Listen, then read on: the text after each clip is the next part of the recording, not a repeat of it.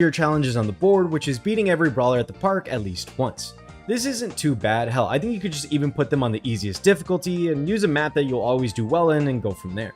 As for what I did, I mostly just played everybody on hard because that's what they were set to originally, and used the Aquos map since I just balled so hard on this goddamn map. I mean, getting the power was easy, the crystals were even easier. It's easier if you didn't get that.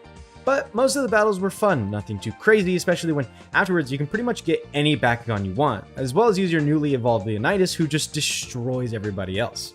I will say though, this is a little part I love about this game. Just being able to create any deck you want that can massacre these fights in pretty much a few turns is fun, but also just seeing unique fighters go against each other in so many different maps can also just be a fun thing to do on the off time. The next two things we need to handle are less difficult and more so tedious because we have to buy every Bakugan and card in the shop. What makes it so tedious? Well, the money gathering that I talked about in the beginning of the video, because while park battles can be a good source of money, the tournaments you can replay in are just next level when it comes to cash. Fortunately, looking back on it, I didn't have to do so many tournaments as I thought I had, but because we are pairing it up with the card collection portion, it can seem like a lot of grinding, but as I said, the tournaments help us out a ton.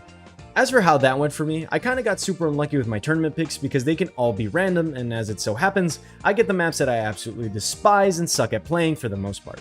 The first four were in order of Pyros, another Pyros, Chaos, and Darkest, which the last two can be okay maps, but Pyros is just absolutely the bane of my existence. I just for the life of me cannot seem to grasp getting around in that map, but fortunately, it wasn't super bad.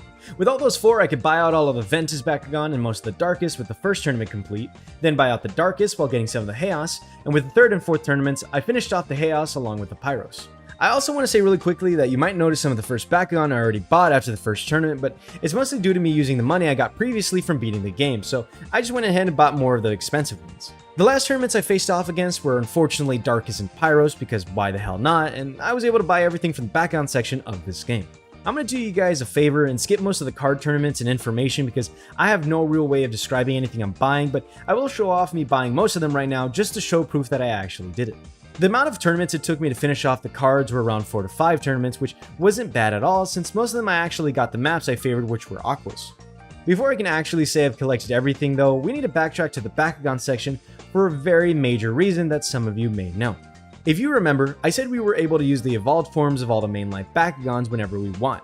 But what I didn't mention is that we have to do something in order to actually purchase them first, so our job is not actually done. You might ask, well, what do we have to do?